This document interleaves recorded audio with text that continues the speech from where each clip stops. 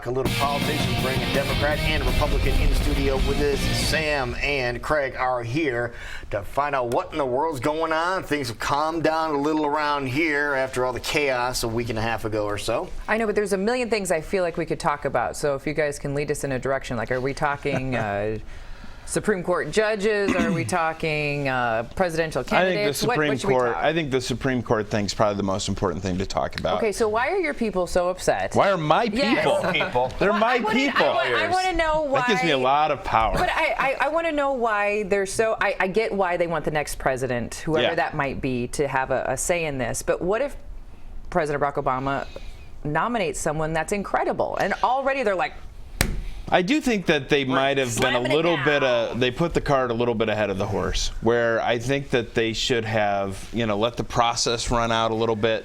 But I think what this is in a reaction to is I think they know how the base of the party is going to respond, and that they're not going to want, especially in the midst of a presidential campaign, that they're not going to want their elected leaders to say, well, sure, we'll consider this. I think they understand the impact it'll have on the balance of the court, and thus they have control over the process, and thus the activists are going to want them to control now, it. correct me if I'm wrong, isn't a presidential term 4 years, not 3? Yes. Okay, and this is in his wheelhouse of things that he is responsible and it's also in the Senate's wheelhouse, and the firm that they get say on this matter as well. But it was almost predictable, and I think that's why people are upset about this. They weren't like, okay, we'll see who he nominates and we'll judge accordingly. And it was before anything was said. Well, we're not going to agree with it. We're not going to. Well, look, news of Scalia's death came at about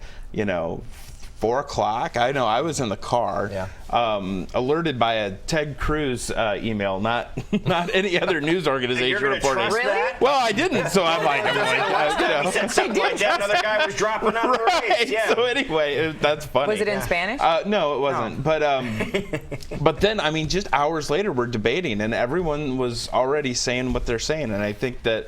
Look, I do think the president has a play to make here. If he puts forward a more moderate centrist justice up for nomination, I think we should evaluate the judge on its merits. But don't you agree that why I think a lot of people are feeling the burn or other things in the country right now or going towards a Trump is because they're sick of how our government works? It's like they make a claim like this before they actually sit down and listen and discuss. There's no discussion here. It's just making claims. I'm not convinced at that, because I think what the other thing that you're seeing is I think people know that if Obama's given a blank free reign to do whatever he wants, is going to be a liberal on the court, completely changes the dynamic, and they don't want that either. I think if anything, I think what we're going to see, to forecast this a little bit, is I think this is going to make the 2016 presidential race a lot more like the Tea Party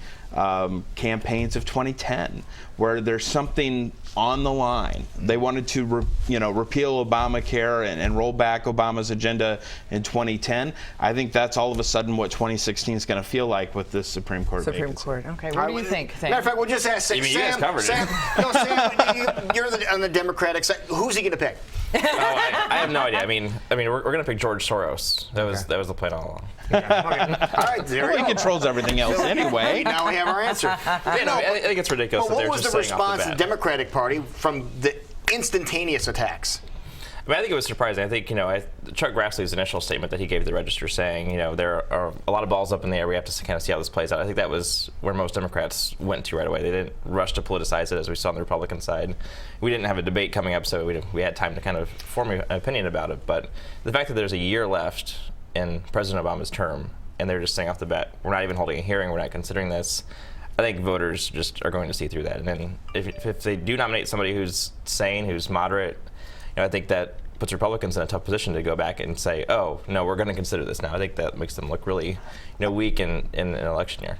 I'm also a little bit annoyed by, if you read all the coverage of this and all the names that are thrown out, I mean, it is everything from, you know, a black woman to an Asian to a Hispanic. Like, we're playing all this gender politics because they think it's going to help them, you know, in a presidential race, expose kind of, you know, a weakness on the Republican side.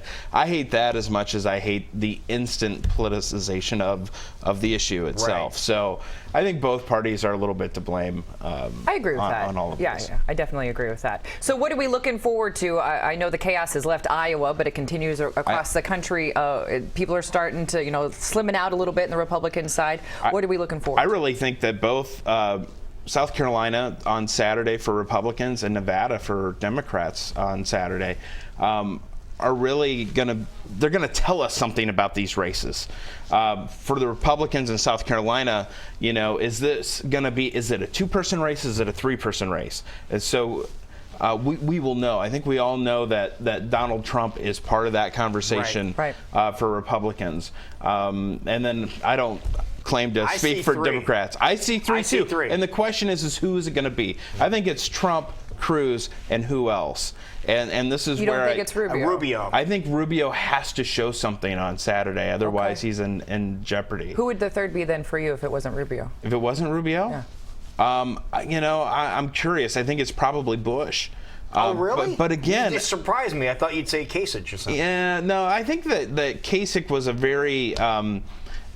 I understood what he was doing in New Hampshire, but I think moving forward, I don't understand. But Kasich looked good in New Hampshire. He came off looking the best, I thought. Yeah, but I think the politics in South Carolina is a little different. Jeb had his brother, you know, and he's everyone's bringing out all the family members. Bring them all in. We need help. All right, what's the deal here? We can still go toe to toe then? You know, it's tough to say. I mean, there has not been a lot of polling in Nevada. It's kind of a weird state where, you know, we don't really know who's going to win. I mean, Hillary. You really only have to poll one county.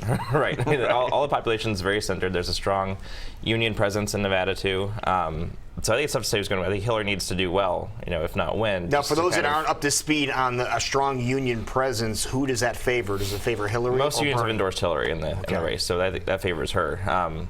But obviously, I think, you know, if she doesn't win, she needs to at least keep it close to kind of stop this narrative. You know, after losing by a lot in New Hampshire, to kind of stop the narrative that she's, you know, losing control of this nomination.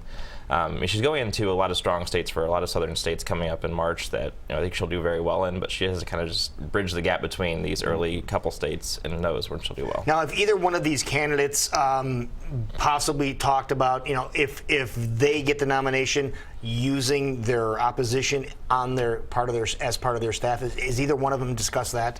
So if Hillary gets a nomination, I could not imagine that. I mean, you wouldn't imagine that? You wouldn't think they would just round up and say, you know what, we're both going to go after this? I think that they have very different styles and visions. That it would be very hard for them to come together. I'd love to see it. It's a different dynamic than Obama and Hillary. You know, with Hillary becoming Secretary of State, I think it's just a different. It'd be like Jeb being Trump's VP pick. Yeah. You know, they're both right up front. You know, if you're looking at numbers and you're putting numbers together, you know, numbers make sense. All right. So looking forward to what happens on Saturday. Absolutely. All right. Thank you, gentlemen.